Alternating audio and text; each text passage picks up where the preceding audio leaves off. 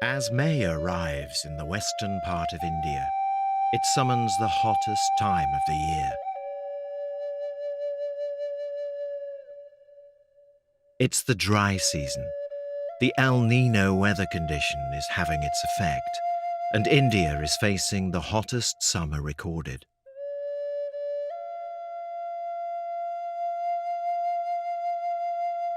Time for me to head towards a place that has captivated my heart for a long time. The Western Ghats, a place I fell in love with from the time I saw it 15 years ago.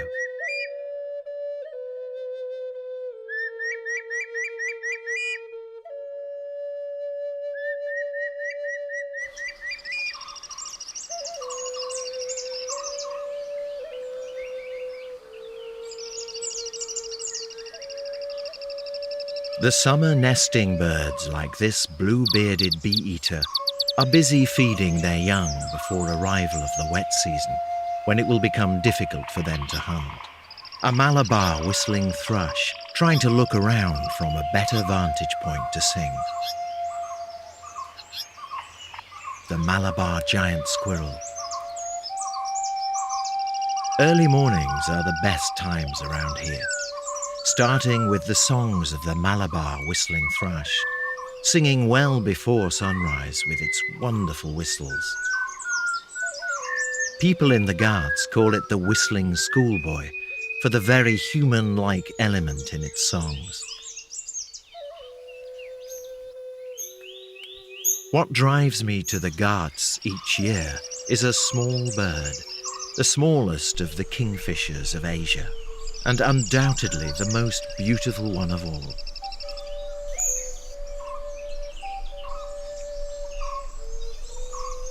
The Oriental Dwarf Kingfisher, or the ODK as we call it.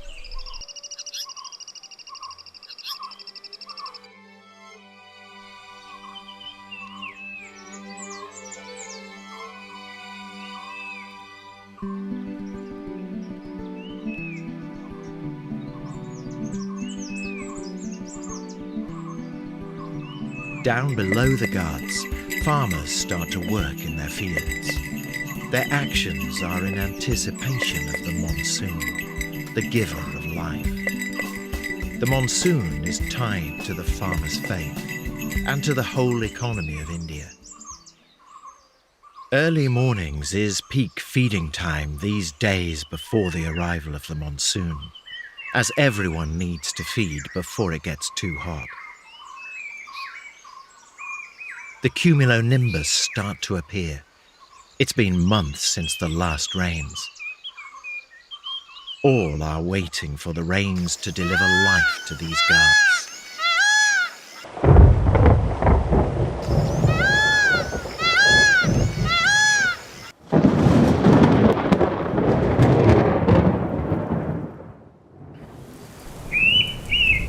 It's June. Pre-monsoon showers provide necessary respite to the parched land. Not yet monsoons in their full glory. By now, monsoons would have arrived in the southern state of Kerala.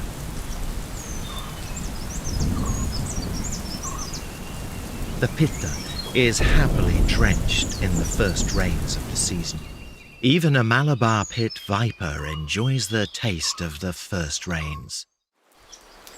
The monsoon is here, the season of rebirth.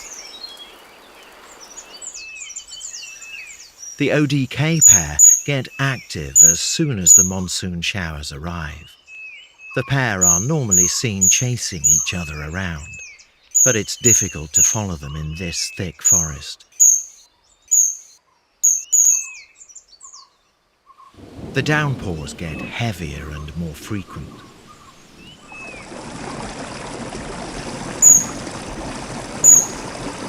However, you can hear them chasing each other even if you can't see them. They get very vocal during this period. For everyone, the long wait is over. The season of life has arrived in the Ghats.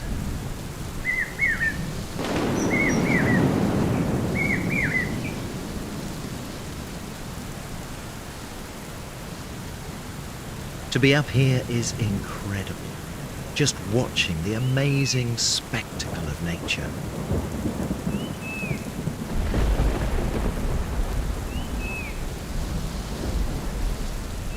The orchids have been waiting for the rains.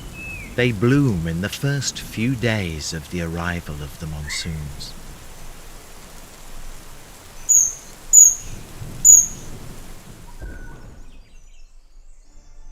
The ODKs have become very active now and can be seen hunting. They are getting ready to start their nesting soon.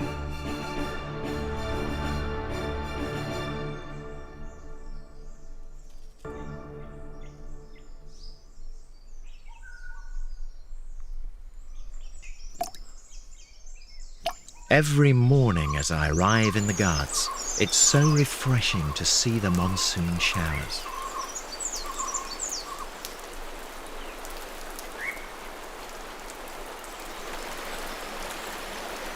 Rainwater cascades from the Ghats.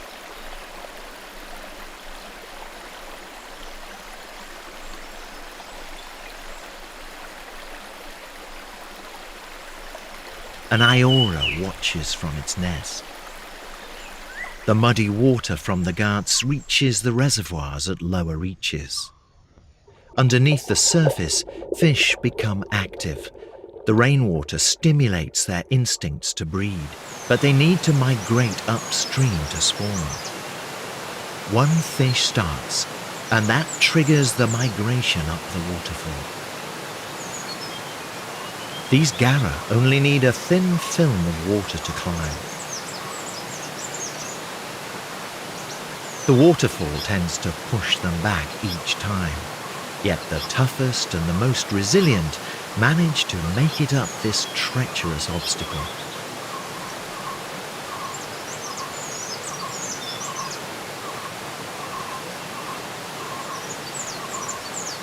The ODK will only start their breeding when the fish are in the upper reaches of the Ghats. I hear calls of the common kingfisher. Here they are, 2 males. They are trying to establish their territory, as it's the start of the breeding season for them. Perform wing and necking displays to establish their dominance. If this doesn't work, they may get into a physical fight. Normally, physical fights are avoided, as injuries may lead to the loss of opportunity to breed that season. In the natural world, prime breeding territory is everything and is worth fighting for. As evening draws near, the clouds roll in and start to dominate the landscape. Rains start. A huge thunderstorm continues throughout the whole night.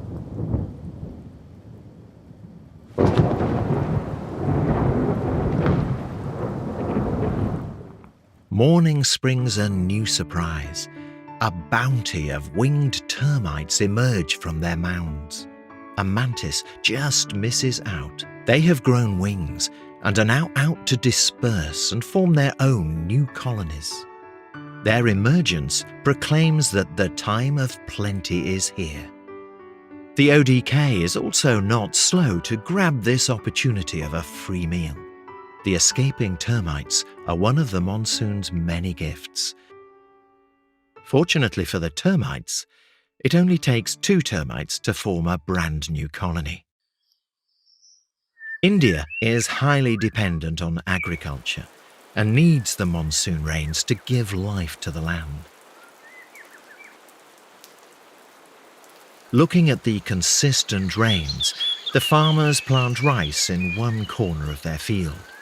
Here it's allowed to grow up to a certain height and then distributed over the fields.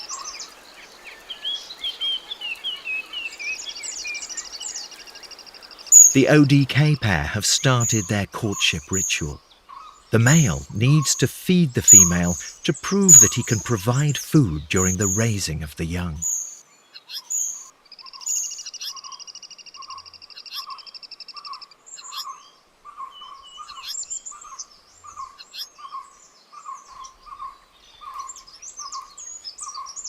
The ODK courtship continues for the next few days as the bond is reinforced. One unique thing about the ODK is that it only has 3 toes. The ODK, previously it was referred to as the three-toed kingfisher.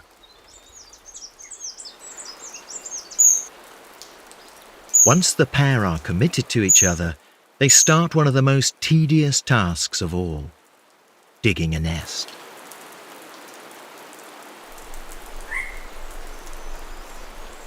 Both the birds take equal part in the nest-building process. The nest is dug into the mud bank, normally to a depth of around 2 feet. At the end of the tunnel is a nesting chamber where the eggs are laid. Our kingfishers have decided to use their previous year's nest, which most kingfishers do unless there is any damage to it. The work continues in spite of the rains. Even a previous year's nest needs a lot of cleaning and repair to the tunnel and nesting chamber. Due to the monsoons, the mountains are now covered in mist. The cleaning has taken our kingfishers 3 days.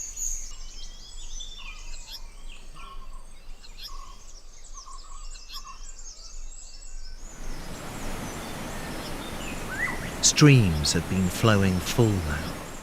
Fish have started to breed.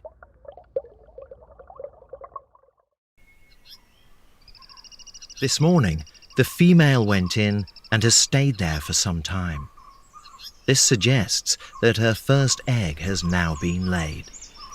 A season of life. The egg-laying continues for 4 days. On the 4th day, after the laying, the female doesn't come out. She starts the incubation. As evening approaches, most birds come to the water to drink and have a bath. Both the parents perform the incubation duties. The night duty of incubation is only performed by the female bird. She enters the nest late evening and stays in the entire night. Early next morning, a beautiful bronze-backed tree snake is basking in the sun. As I wander down lower stream, I see a kingfisher. First, I think it's a common kingfisher, but there is something different about it. On close observation, it's a blue-eared kingfisher, another one of the resident forest kingfishers in these parts. I decide to follow this bird. But she has a suitor. He has a fish in his beak. I admire his persistence, but she plays hard to get.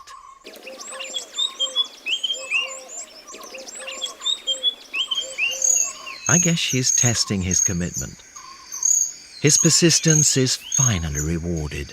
Both he and I were pretty relieved when the female finally accepted his gift. Back at the ODK nest, the incubation is still going on. Each session can last anything from 2 to 4 hours. The maximum time the eggs are left unattended is around 15 to 20 minutes.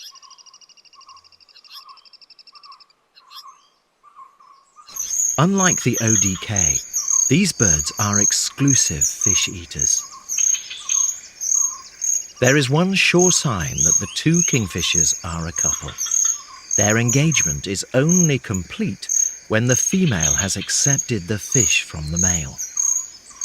They will rely heavily on the strength of this bond in the months to come.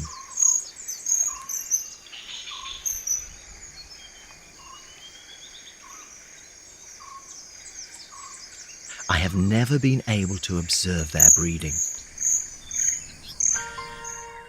The next few days are spent feeding.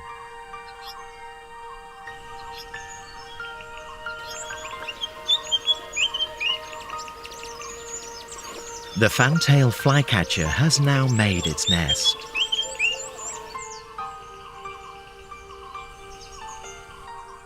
The blue-eared kingfishers are using a previous year's nest. This morning, the female is at her regular perch. The male is nowhere to be seen. She calls, and there is a response. I can't see the male, but it's him. There he is.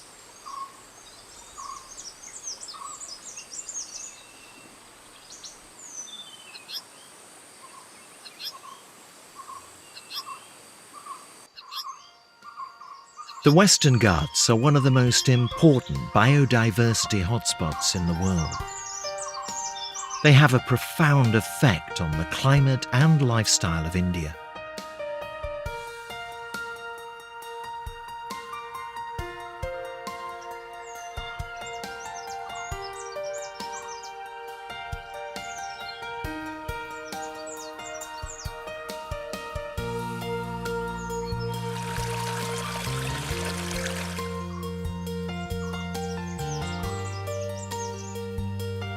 The blue-eared female has started laying eggs.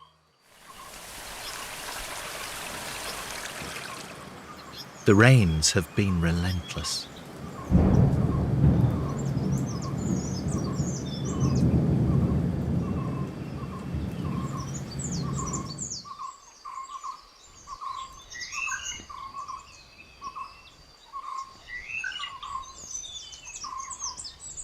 There is a forecast of heavy thunder and showers over the next few days from the weather department.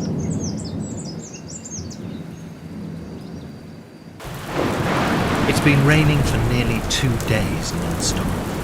I haven't been able to visit the Ghats. I've seen whole mud banks go down in such nights before.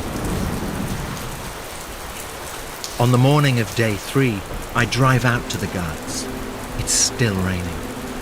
I'm really worried, hoping beyond anything else that all would be well. I see the male bird outside. The entrance of the nest has water flowing over it. It's blocked.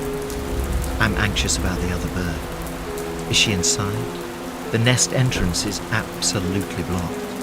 I'm getting more apprehensive. Oh. But wait a minute, that's the second bird, so both of them are out. The rains continue. The nervous birds are still outside.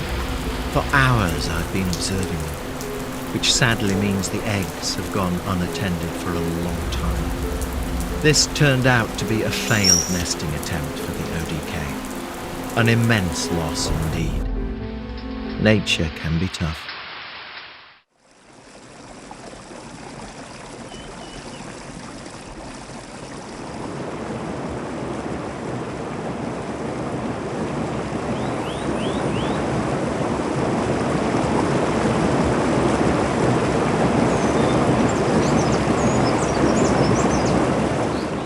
The next morning, I find the common kingfisher hunting.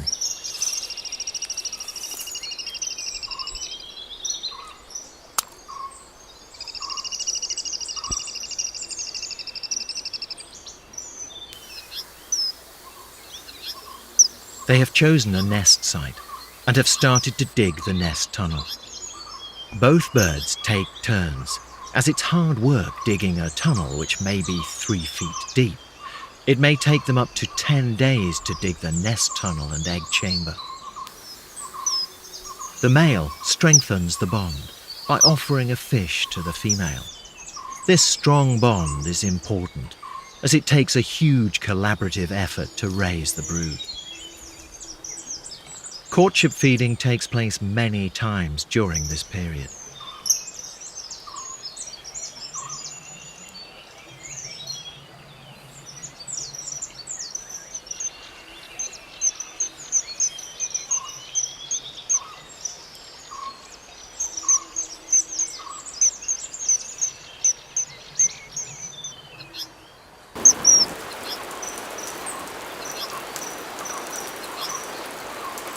Down in the fields, the rice has grown and is now ready for the transplanting stage.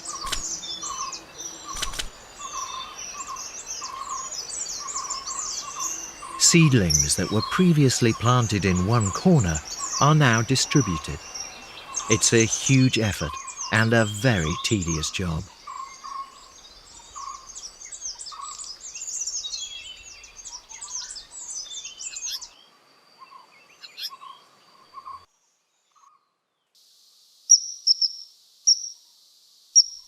A common kingfisher flies by. A pair of white-breasted kingfishers wait by the fields as ploughing and other activities continue.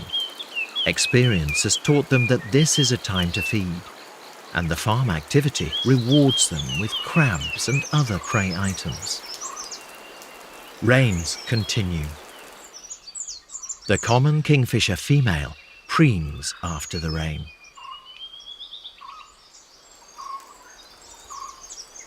Back at the ODKs, they are still around, but not yet in a mood to nest again. These birds are known to raise 2 broods a season. I guess they know something I don't. The breeding pattern of the ODK is hugely affected by the monsoon. The Iora chicks have hatched, and the parents are busy with the feeding.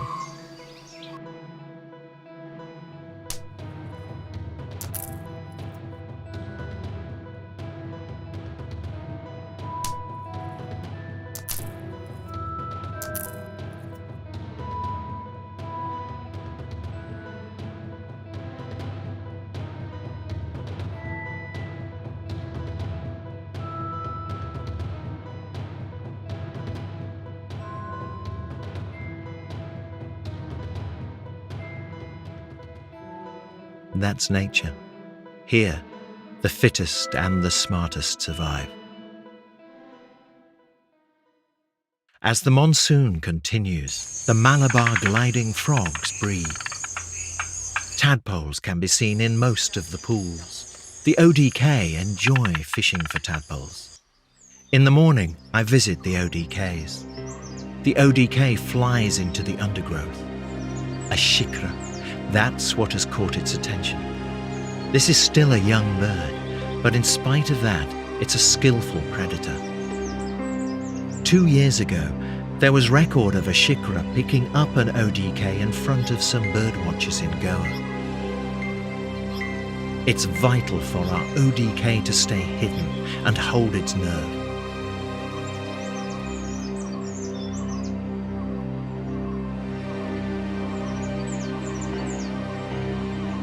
Our ODK has been lucky.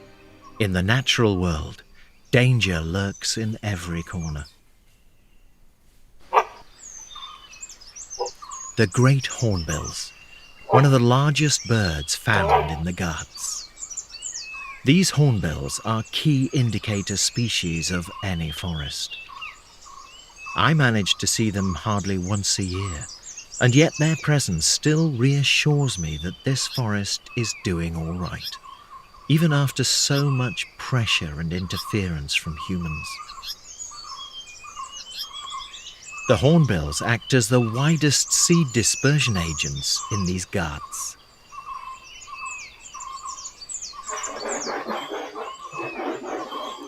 Mornings have started to be more and more hazy. The rains seem to have subsided.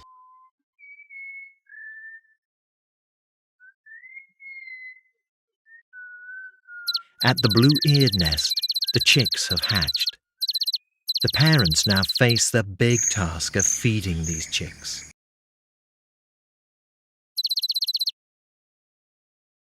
Blue-eared live exclusively on fish, and disappearance of the rain spells trouble for them.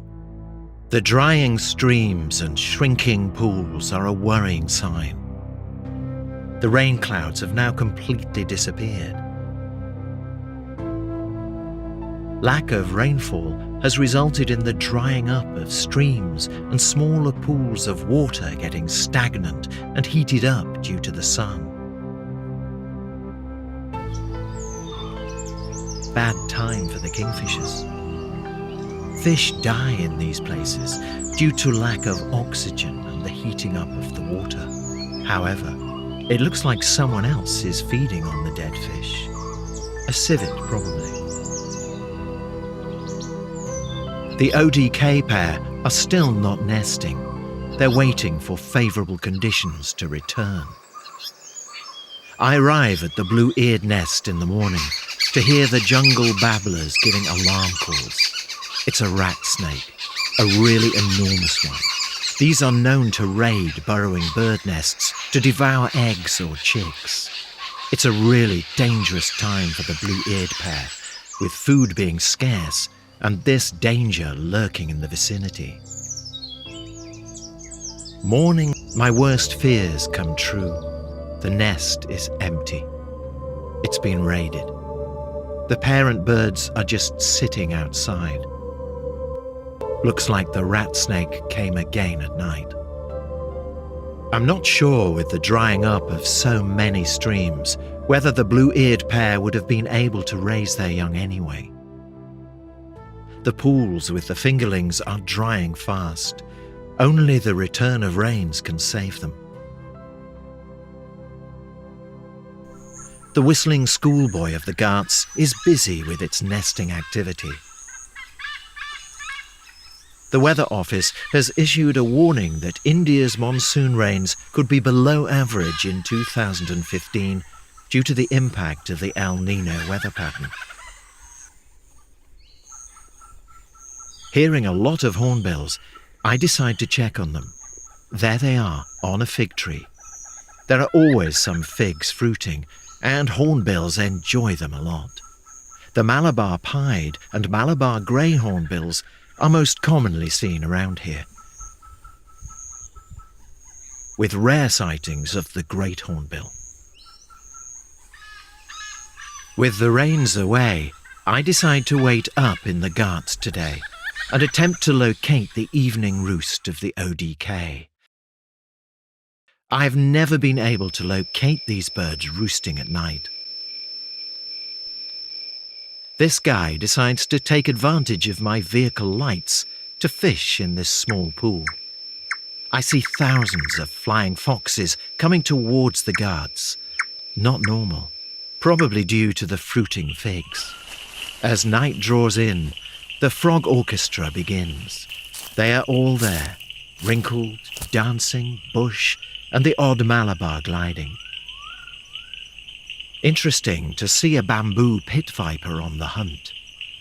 Also reminds me to watch my head, for these are boreal hunters, the wrinkled frog eggs. A roosting bird, finally. It has yellow.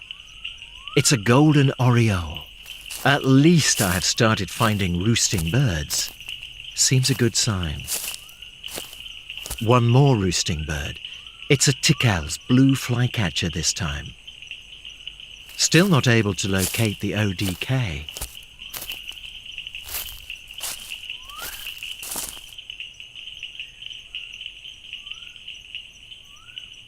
I'm also looking for the bush frog, which I can hear morning and night, but never seem able to locate it.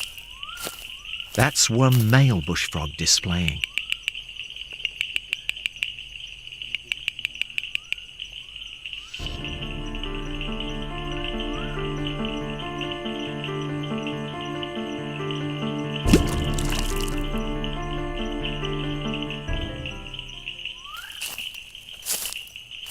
And finally, there it is, the rainbow-coloured ball, all curled up, with beak tucked nicely in the wing.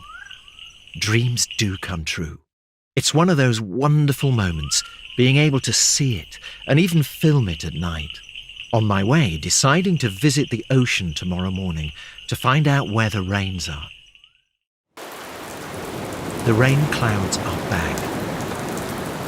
The sea gets the rains first this time, and then it will come up the Ghats.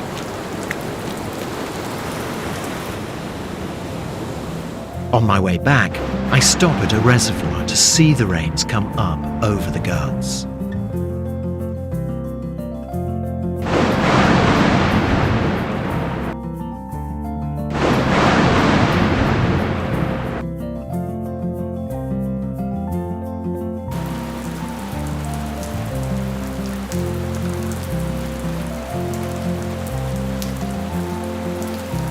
It's such a relief that the rains have come back to the Ghats. Guess the ODKs have been waiting for them to return too.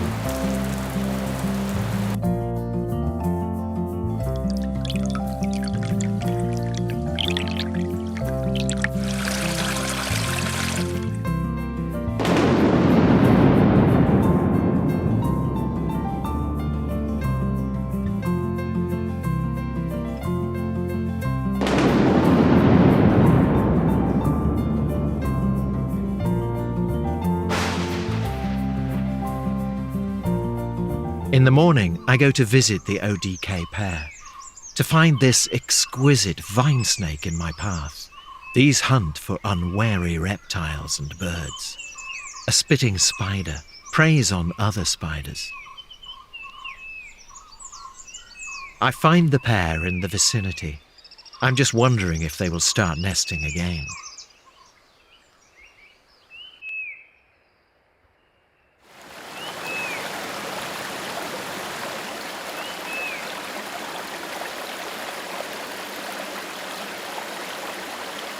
I'm so relieved to find that they have started to build a nest again, this time in a more open place than before. This may give me an opportunity to observe them closely. It's a huge task again, digging the nest. They conduct joint inspections. They really need to be extra careful this time, as they cannot afford a second disaster.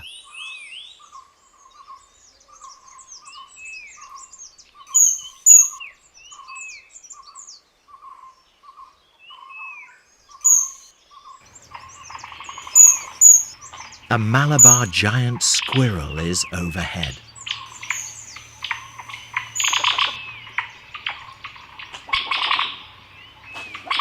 The male brings a gift to reaffirm the bond between them, but it's the female who decides when it's right to start. Mid-August brings interesting cloud formations, like these iridescent clouds, caused by tiny water droplets or small ice crystals individually scattering light. Rice fields are growing. Some have turned a bit yellow due to lack of rain, but they will be all right, as the rains are back. It takes them 6 days to complete the nest digging. The Ghat slopes are now dominated with beautiful lavender-coloured flowering. The local name of this is karvi. Morning visit to the ODKs, and I find them calling. Are they ready to start? It's very reassuring to find them courting and see the bond getting stronger, a sure sign that they are going to start.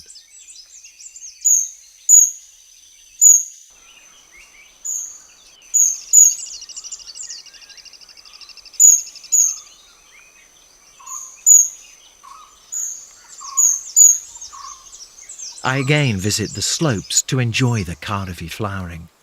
They have an unusual flowering pattern and only bloom once every 8 years. 2015 is that year when karvi is in full bloom in my part of the Ghats. A deadly saw-scaled viper sitting at the base of a karvi bush.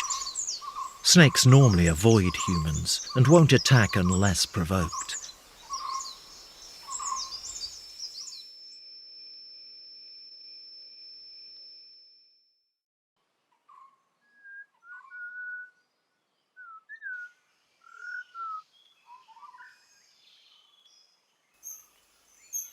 It's morning, and I find our kingfishers courting.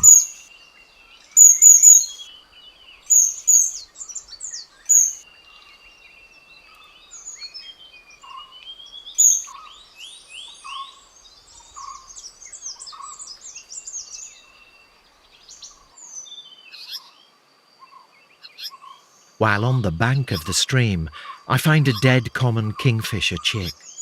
It probably died of starvation. That's what kills most of the chicks in their first year. The ODK is an absolute opportunist and will try its luck with anything that moves. That's the key to their survival. The return of the rains has brought bloom to many plants, like this Lea indica. It attracts a huge number of visitors, like the small sunbird. The hummingbird hawk moth is special and very difficult to capture. Butterflies can be found feeding on this throughout the day.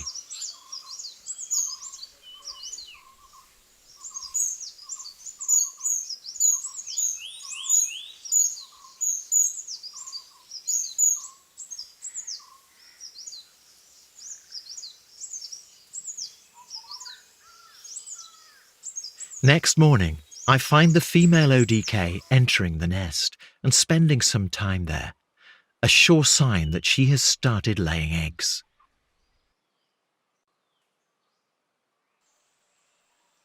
It's been 4 days since the first egg was laid. It's September now, and the parents start to incubate. There are 4 eggs in the clutch this time around. When the bird enters the chamber, it makes a very unfamiliar sound of tronk, tronk. No one knows the significance of this sound. The rice in the fields has now started flowering. September also heralds the annual arrival of the beautiful small flowers blooming on the mountaintops. This year, due to the break in the rains, there are quite a few species that have not blossomed. About 90% of all El Nino years have led to below normal rainfall in India. It's a great time for pollination and pollinators. Kingfishers start incubation from the laying of the last egg. This ensures that all chicks hatch on a single day. This is the best way to avoid sibling rivalry due to size.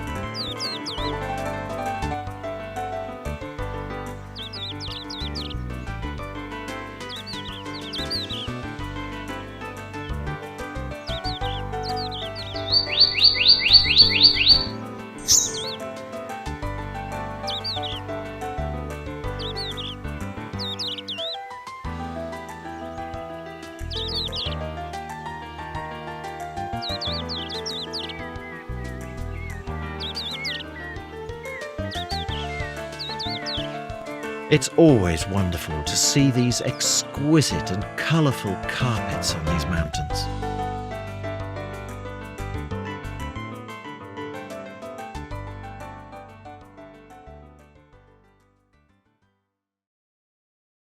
Not all is pretty in these Ghats, though. There are roads that cut through the forest and divide the habitat. Speeding vehicles present a great danger for the inhabitants of these pristine jungles. Almost nothing is spared. Birds, mammals, snakes, everything falls prey to this. It's up to us to be more responsible when we drive through their jungle. A few years ago, a male ODK was killed by a car, and that in turn killed all the 5 chicks that were almost old enough to fledge from the nest. It's now 17 days since the last egg was laid. I see the eggshells below the nest. The chicks have hatched.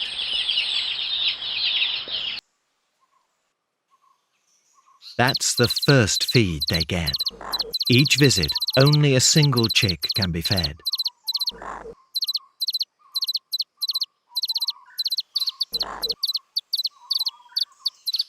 The parents still brood the chicks for some time to keep them warm.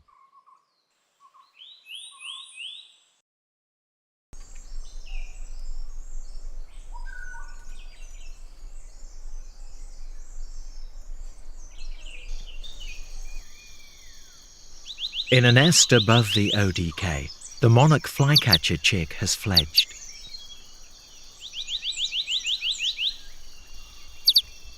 The parents have a huge task at hand, feeding this young one.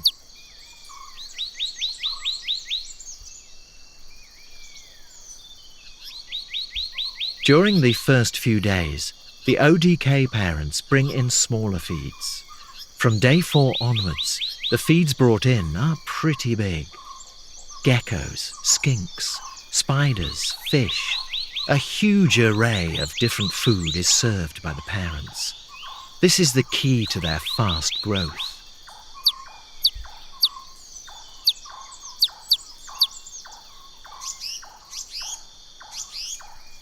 Other smaller kingfishers, like the blue-eared and the common, rely only on fish. The super adaptable ODK, on the other hand, feeds on a huge variety. It's pretty rare to find both birds coming together. However, this time I have seen it many times. Failure of the first clutch might have put them under added pressure to make this one successful.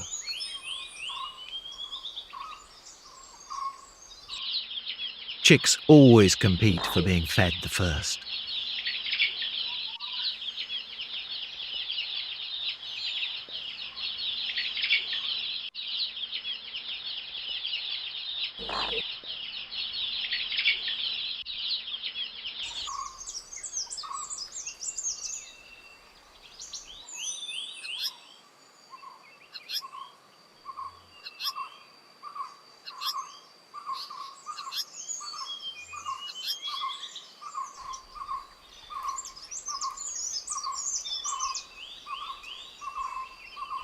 The rice is now turning golden.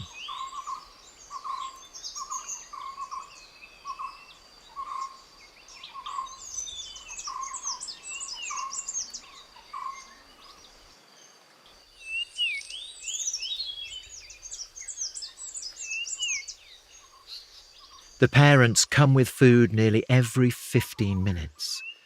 They have a formidable task of feeding these fast-growing chicks. Feeding continues from daybreak to sunset.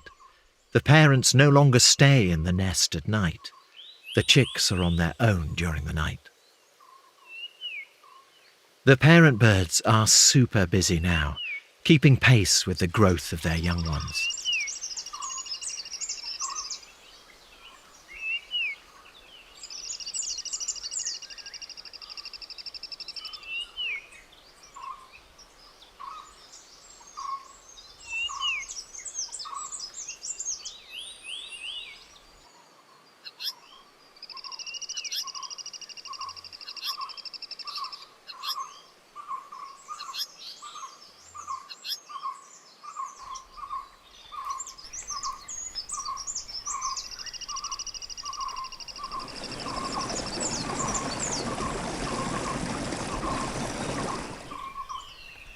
The rice on the plains has now ripened, getting very near to the harvesting time.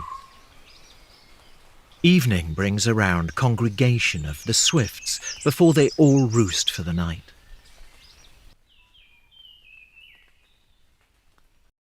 It's the 20th day from the time the chicks hatched. It's time for them to get out of the nest. The parents perform an interesting trick to lure them out. A feed is brought, but not given to the chicks, in a bet that, feeling hungry, the chick should exit the nest. It's one of the most memorable moments to watch. Down at the stream, the Malabar whistling thrush is enjoying its morning bath.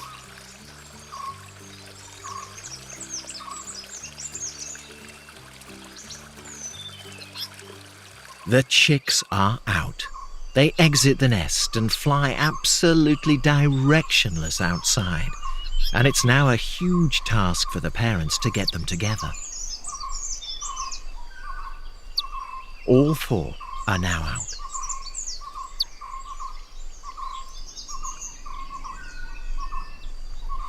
The female bird manages to lure one chick. The others are rounded up by the male. There is a constant calling going on, with the parents and the chicks exchanging contact calls to keep track of each other. They have all the beautiful colours of their parents, but none of their skills yet.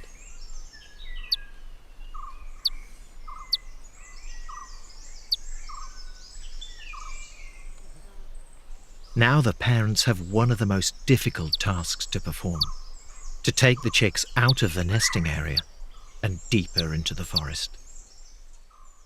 This is probably done for a few reasons. One being the chicks will not occupy the parents' territory. Hence, competition for food is avoided. And another might be that deeper in the forest, it may provide better protection. Once they go in deeper, it will be very difficult to track them down. Next morning, I watch from the guards as a Malabar pied hornbill preens. Below, the rice is being harvested. The break in the rains has not affected the rice crop around the guards much.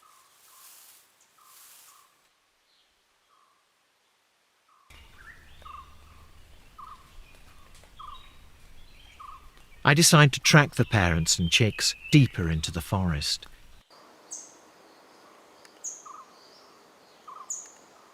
That's 1, 2, 3, and that's the last one, the 4th chick.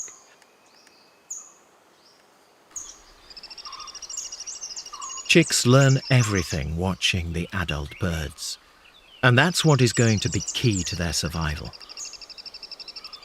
I found all 4 chicks within a patch of 30 meters, and the parents attending to them. A chick is absolutely motionless. Looking up, I find a rufous woodpecker. It's no threat to them, but their instincts tell them to be wary of anything strange. They have to learn the art of hunting if they are to survive till the next season when they can breed. No one yet knows how many of these chicks survive to the next season. One study on the common kingfisher suggests only a quarter of the chicks make it to the next season. It's been 4 days since the chicks came out of the nest, and their parents are feeding them. They normally would feed them for 5 days. The parents have stopped feeding the chicks now completely. They are now on their own.